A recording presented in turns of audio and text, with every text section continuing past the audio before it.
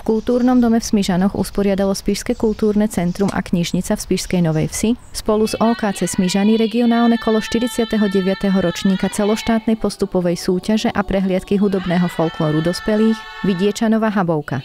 Súťažili okresy Spišská Nová Ves a Gelnica. Ja sa teším, že teda ten hudobný folklór žije a že ľudia stále majú záujem udržiavať tradíciu, ktorá teda na Spiši je naozaj veľmi bohatá a hodnotná. Toľko folklórnych alebo teda speváckých skupín sme ešte nemali. Naozaj predstavilo sa 14 speváckých skupín a potom máme teda ešte solistov, spevákov, tých bude 8 a ešte kategória inštrumentalisti. Žiaľ, kategória ľudové hudby teda nebola obsadená. Víťazi regionálneho kola postúpia na krajskú súťažnú prehliadku, ktorá bude 6. septembra 2025 v Skároši.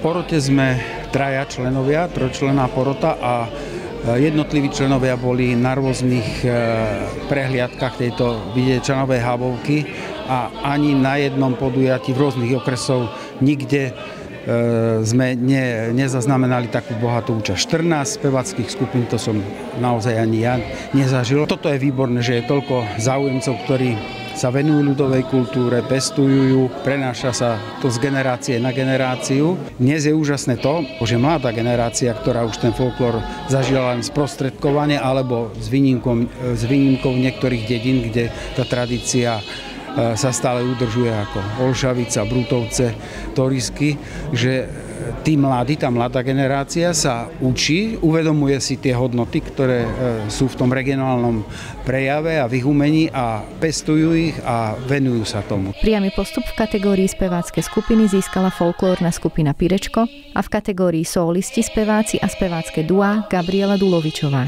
Zlaté pásmo v kategórii solisti inštrumentalisti porota prisúdila Miroslavovi Zvirinskému. Sme z folklórneho súboru Jadlovec a prišli sme tu, lebo máme sa radosť to. Súbory som pozeral, špička. Tak niektoré ženské súbory tak dobre fungujú, že ani hudbu nepotrebujú k tomu. Nestaraj się, mamičko, dá mi Pán Boh mestečko. Môj osobnú v súbore bol v Červenej chustečke v Jaklovcach.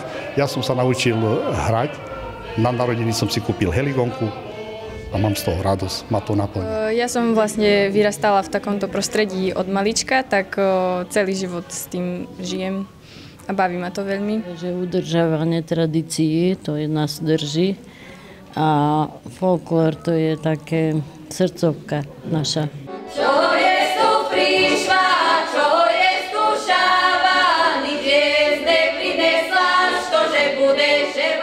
Pochádzam z Krompách, ale chodím do folklórnej skupiny Jadlovec v Margicanoch, do folklórneho súboru Krompašanček. V Krompáchoch som chodila od malička. Myslím, že je dôležité zachovávať tie tradície, lebo je to krásne a myslím, že hodnotné pre naše Slovensko.